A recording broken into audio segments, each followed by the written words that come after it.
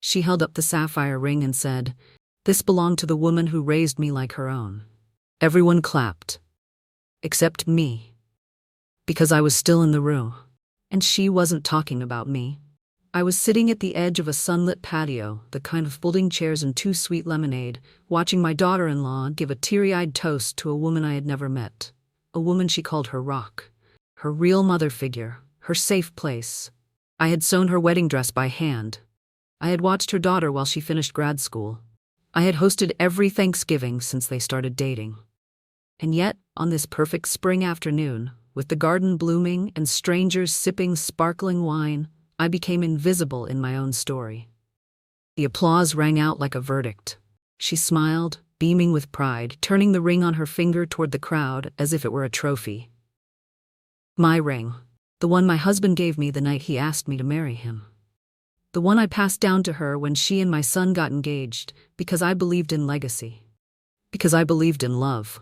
Because I thought we were family. I smiled gently, the way women of my generation were taught to. Not too much, not too little, just enough to keep the peace. A woman I didn't know leaned over and whispered, "It must be so touching to see your daughter-in-law honor her mother like that." I nodded, yes, touching. Inside, I felt something I hadn't felt in a very long time. Not heartbreak, not anger, clarity.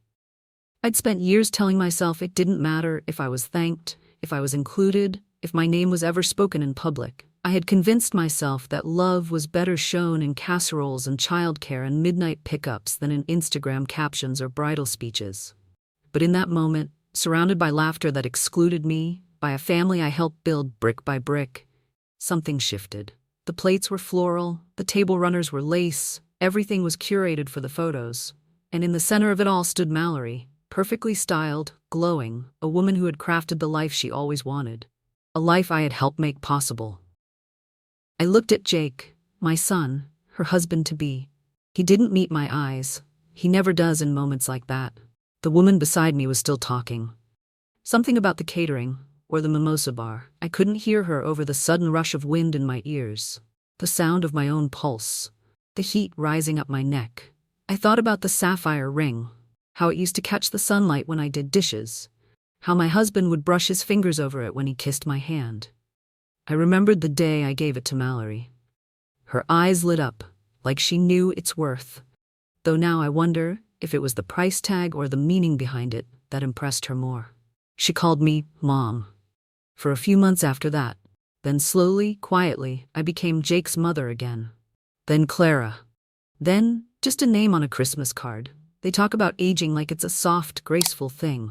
But the truth is, it's a kind of erasure.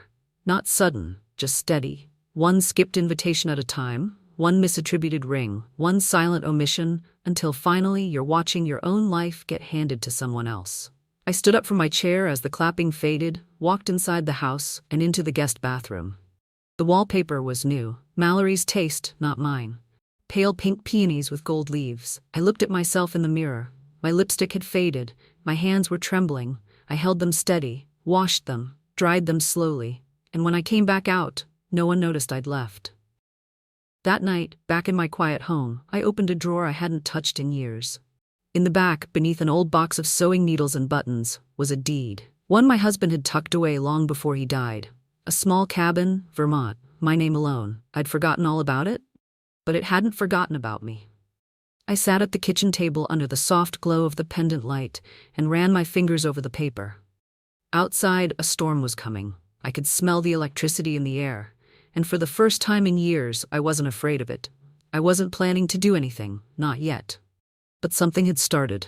Something quiet. Something final. The morning after the bridal shower, I woke up before the sun. Old habits, I suppose. 30 years of rising early to pack lunches, beat the laundry to the dryer, or simply find 5 minutes of quiet before the day claimed me. These days, there was no schedule to keep, but my body hadn't gotten the memo. I made coffee the same way I always had, half a scoop too strong, in the dented percolator Russell and I got as a wedding gift. It still worked, just needed a bit of patience and a flick of the switch that sometimes stuck. The kitchen smelled like home.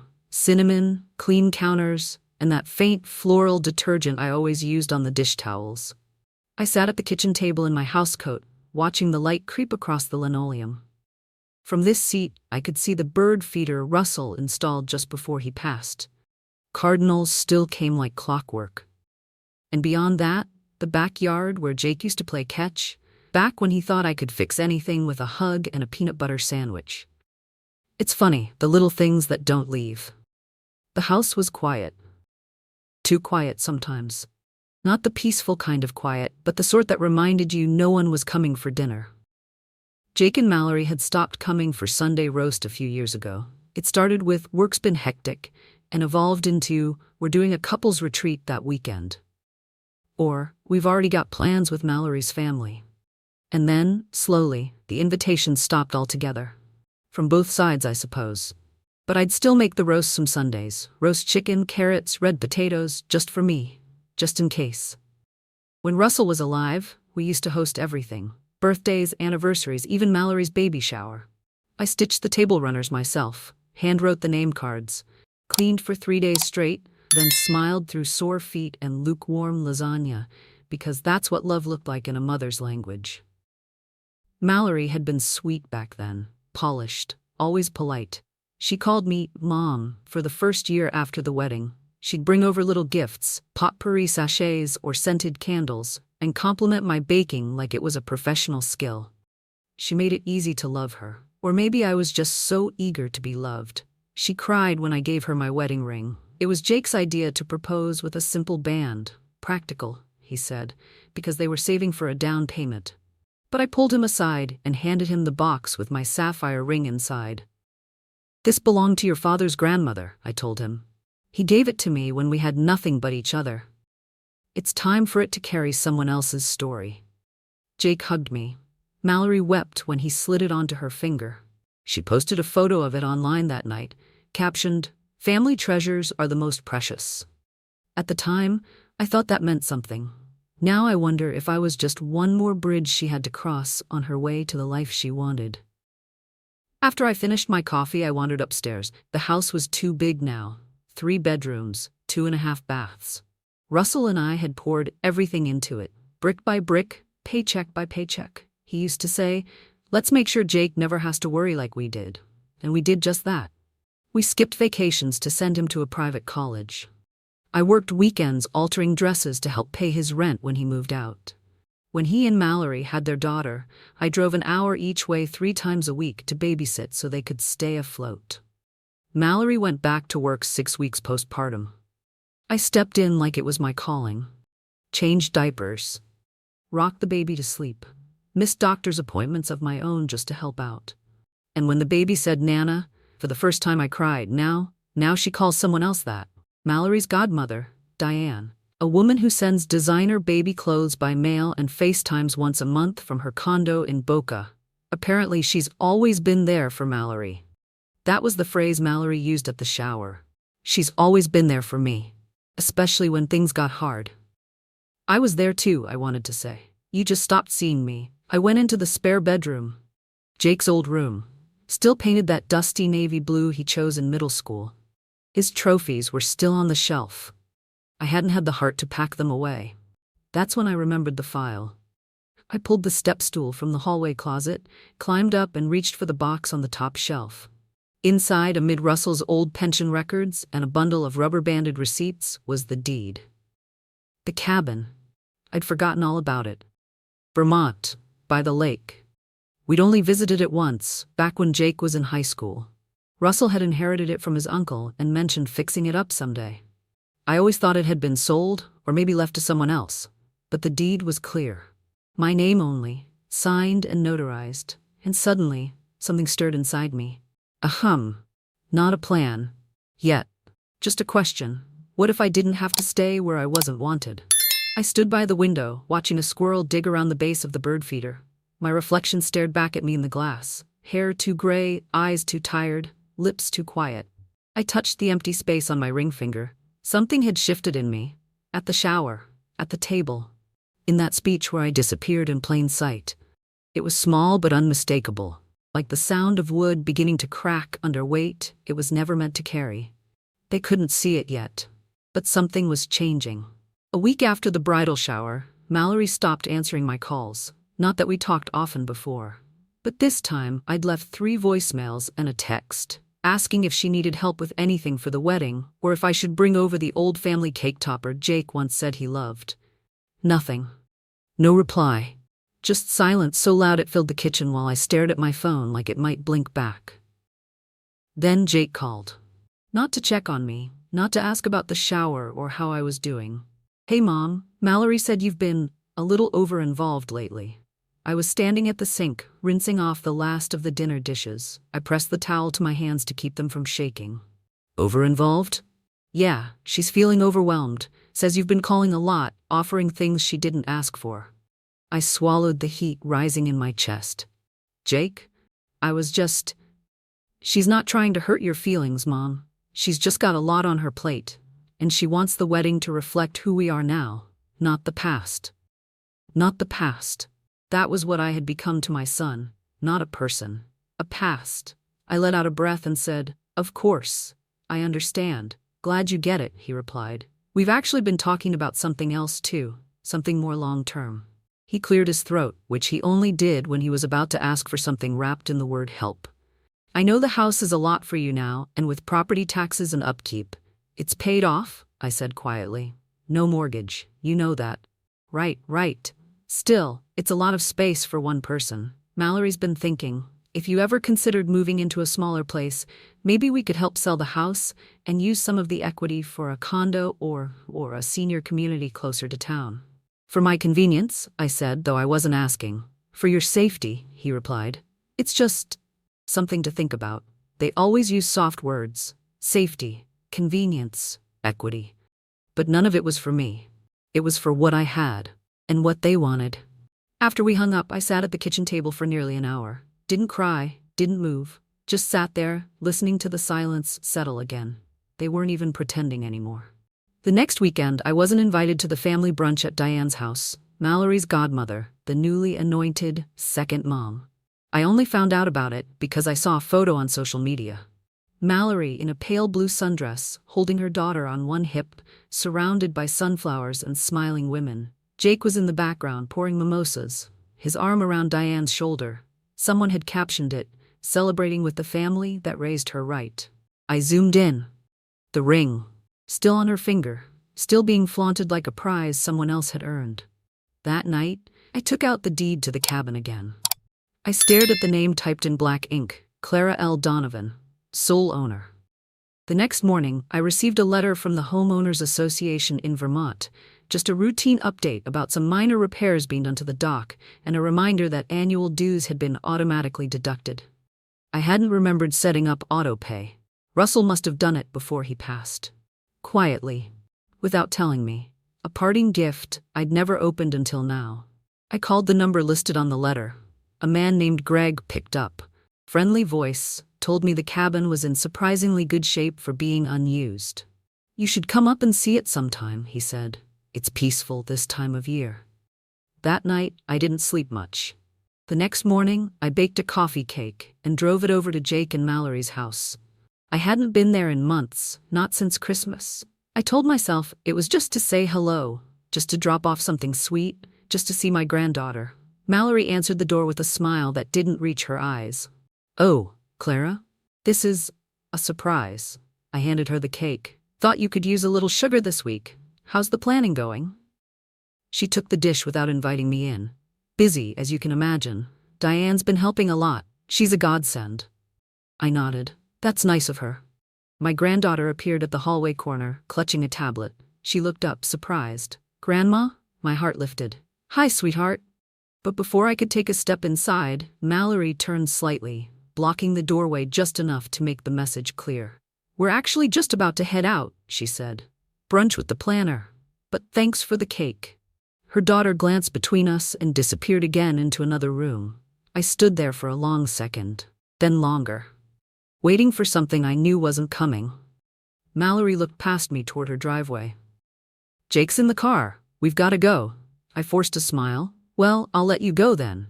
And that's when she said it. As she started to close the door, hand still on the knob, she smiled again and said, "You really have done your part, Clara. You can rest now. You can rest now." Like I'd finished a shift, like I'd been a temp, like my usefulness had reached its expiration date. I got in my car and sat in the driver's seat with my hands in my lap. The cake was gone. The door was closed. I hadn't been invited in. I hadn't been offered a seat, not even a glass of water, and the woman wearing my wedding ring had told me with a smile to go lie down somewhere and stop being a bother. When I got home, I went straight to the attic, pulled out 2 empty boxes. I started in Jake's old room. Trophies, old science fair ribbons, a stack of comic books. One by one, I wrapped them in tissue, labeled them in neat handwriting. Jake. Childhood. Then I went to the linen closet, found the christening gown Mallory had once asked if she could hold on to someday. Folded it carefully, for donation. And finally, I walked into my bedroom, opened the drawer with my photo albums. One of the covers had warped from time. I traced Russell's handwriting on the label, Our Life. As I closed the drawer, I heard a sound I hadn't made in a long time. A quiet, sharp breath, and the sound of something, some piece of me, cracking. 3 days after Mallory told me to rest, I booked a bus ticket north. I didn't tell anyone where I was going, not even Helen, my neighbor of 30 years. I just packed a weekend bag, locked the house, and left a note by the coffee maker. Gone to Vermont. Back soon. Don't worry about the plants. The ride up was long and quiet, like the kind of stillness you only notice when it's been missing from your life for too long. I stared out the window, letting the trees blur past. By the time we reached the edge of the lake, the sun was setting in a soft spill of gold over the water. I hadn't seen that view since Russell was alive. The cabin sat tucked between 2 tall pines, modest and weathered, but still standing strong. The door creaked open, like it remembered me. Inside, everything smelled faintly of cedar and thyme. The same old rocking chair. The faded plaid blanket we used to fight over. And on the mantel, a photograph of us. Russell with his hand resting lightly on my shoulder, both of us sunburned and smiling. I ran my hand along the kitchen counter, the edge of the dining table. It was all still here. And more importantly, it was mine. The next morning, I walked into town to find the lawyer. His name was Thomas Wexley. His office smelled like dust and lemon oil, and he wore glasses that kept sliding down his nose as he reviewed the papers I'd brought. "You say your husband left this cabin in your name alone?" he asked. I handed him the original deed. "It's right there. Clara L. Donovan, signed and notarized 3 months before he died." Thomas nodded slowly. "That holds. There's no ambiguity here." He looked up. "Did your son know about this?" "No," I said, "and I'd like to keep it that way, for now." Thomas smiled gently. "You're not the first mother to come through here with a file full of forgotten power." I chuckled. "I don't feel powerful, just awake." Then I asked him to help me do 3 things. 1, appraise the cabin's value. 2, transfer the utilities and taxes fully into my name.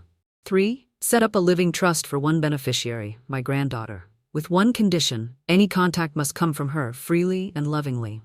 Not through her parents, not through guilt. Thomas nodded. "You're a smart woman, Mrs. Donovan." "I'm just a mother," I said, "one who finally stopped waiting to be thanked." When I returned home, I didn't rest. I called a realtor. Not Jake's, not anyone local who might know the family. A woman out of town, discreet and professional. I told her I wanted to list the house quietly, privately. No signs in the yard, no word to my son. We walked room to room, and I narrated the story of my life like it was a museum exhibit. "Here's where I taught Jake to make pancakes. This crack in the floor, that's from his first science project. It exploded. This dresser? It's been in my family for 3 generations. I want that donated." The realtor smiled. "You're remarkably clear about what you want." "I've had a lot of years of being unclear," I replied. Within 2 weeks, I had a buyer. A young couple expecting their first child. They walked the house with wonder, pointing at things I hadn't noticed in years. "It feels like a home," the woman said. I smiled. That's what it was. Then I signed the papers, without fanfare, without announcement. But I left one thing behind, the ring box. I placed it in the living room drawer Mallory always opened when she was snooping for holiday gifts. Inside, the sapphire ring, and a note. "This was never yours to rewrite." I waited for the storm. It didn't take long. 3 weeks later, Mallory threw a brunch at her family's estate to announce their next big chapter. Jake had started a new business, some consulting firm for high-end rentals. They'd been approved for a second property and were celebrating. I wasn't invited. But Helen was, and Helen talks. They toasted you, Clara, she said, walking over to return my spare key. Well, kind of. Mallory gave a whole speech about the women who raised her. Called Diane her second mom, said she helped make her the woman she is today. I swallowed hard. Did she mention me? Helen paused. Only to say you'd been supportive in your own distant way. I laughed, but it didn't reach my eyes. Distant, I said. She used that word at the shower, too. She wore the ring, you know, Helen added, held it up during the speech. I nodded slowly. Of course she did. The following Sunday, I showed up uninvited. I wore navy slacks, a pressed white blouse, and the same quiet expression I'd worn all my life. When I arrived, the guests were still buzzing around the patio, mimosas in hand. Jake blinked in surprise when he saw me, but before he could say anything, Mallory spotted me. Clara, she said, walking over with that performative smile. We weren't expecting you. I won't stay long, I said. Just wanted to hear the speech for myself. She tilted her head. You already missed it. Then maybe you should repeat the part about the ring, I said calmly. It sounded important. A few nearby heads turned. Silence began to bloom around us. Mallory's smile faltered. It's just a symbol, she said, lifting her hand. A gift from someone I admire. I stepped forward and looked her dead in the eyes. That ring belonged to the woman who wore it for 42 years, I said. Through childbirth, through bills, through grief, through every sacrifice that paid for this party. And that woman is standing right in front of you. Jake stepped forward. Mom, this isn't. No, Jake, I interrupted. This is exactly what it's always been. Me, giving, you two, taking, and now pretending I never existed. I reached for her hand, opened the ring box I'd pulled from my pocket, and held it out. I'd like this back now. It wasn't meant for fiction. Mallory froze. The color drained from her face, but she slipped it off. Slowly, quietly. I took it, closed the box with a click, and looked around at the stunned circle of guests. You won't need to worry about what I'll leave behind, I said, loud enough for everyone to hear. Because I already left. Jake's mouth opened, but no sound came out. The house, I continued, it's sold, privately. You'll find your boxes in the garage, clearly labeled. And the cabin you always wanted to convert into a rental, it was never yours to discover. I paused. Let the silence settle like dust after a demolition. And the woman you erased? I said, turning toward the gate. She found herself again. I didn't look back. I thought walking away would feel louder, but it didn't. It felt like setting down a heavy suitcase I didn't realize I'd been carrying since my wedding day. I stepped through the garden gate and didn't flinch when it latched shut behind me. I didn't look back to see their faces. The only thing I let myself hear was the faint rustle of wind through the trees, like applause meant only for me. The next day, Jake called. 5 times. I didn't answer. Not out of spite. I simply needed silence. For the first time in a long time, my world didn't revolve around damage control or hoping someone finally remembered how much I'd given. I took a long walk around the lake that morning. The air smelled like pine and late summer, and I found myself pausing every so often just to listen to the birds or watch the water ripple. By the time I returned to the cabin, there was a letter wedged in the doorframe. Jake's handwriting. Messier than I remembered. Inside, a folded page. Mom, what happened? Why didn't you tell me about the house, the cabin? I don't understand. We were just trying to make life easier for you. You didn't have to be so dramatic. Mallory's furious. I'm just confused. Please call me. No apology. No real acknowledgement. Just confusion wrapped in self-pity. I didn't respond. Instead, I opened the drawer in the cabin desk and pulled out the envelope I'd prepared days ago, the letter I never thought I'd need to send. It was addressed to Jake. Inside, a copy of the cabin deed, a notarized sale document for the family house, and a simple note. I raised you with everything I had, not for repayment, but with the hope that you'd pass down the values of care and recognition. I don't need to be rewritten. I just needed to be seen. Mom. I mailed it that afternoon. No return address. Helen called next. Her voice was cautious, soft, the way someone speaks when they're not sure which version of you they'll get. Jake came by the house today, she said. Didn't take anything. Just stood in the driveway for a long time. I think he expected it to still be there. I closed my eyes. It was never his to expect. He looked lost, she added. I know, I said, but sometimes being lost is what leads people home. Mallory never reached out. I didn't expect her to. But I heard from others that the real estate deal fell through, that the investors who were impressed by her brunch speech were less impressed when they found out the assets she bragged about weren't legally theirs. And the ring? Helen told me that Mallory tried to claim it was a gift, something sentimental that should belong to her. But no one sided with her. Not after the way she'd humiliated herself with that speech. Not after I had calmly, publicly reclaimed what was mine. She tried to rewrite history, and all she ended up doing was proving whose story it really was. A week later, I took the sapphire ring to a jeweler in town. The young man behind the counter smiled kindly as he examined it. This is beautiful, he said. A rare cut. It belonged to my mother, I told him. Then me. It's been passed down with real love. He looked up. Looking to sell it? I shook my head. Not yet. Instead, I asked for a small, protective box. Something soft inside. Velvet-lined. I placed the ring inside, wrapped the box in gold paper, and tied it with a white ribbon. Then I wrote a card. For the woman you choose to become. When love is honest, it leaves no one erased. Grandma Clara. I didn't mail it. Not yet. But I kept it in the desk drawer, just beside the trust paperwork. Just in case the day came when my granddaughter came looking not for a gift, but for a connection. I spent my days at the cabin fixing things. The leaky faucet, the creaky step, the curtain rods that had grown rusted with time. There was something healing in the simplicity of it, in putting things back in place. One afternoon, while reorganizing the linen closet, I found an old notebook of Russell's. Pages of budget scribbles, retirement ideas, and sketches of how he'd once dreamed of extending the back porch. On the final page he'd written, "Let her have peace, she's earned it." I pressed my fingers to the page. Maybe he knew, long before I did, that this place would be where I returned to myself. Then, one morning, a new envelope appeared. No return address, just childlike handwriting. Inside was a card drawn in marker, a heart, a lake, a house with smoke curling from the chimney, and this.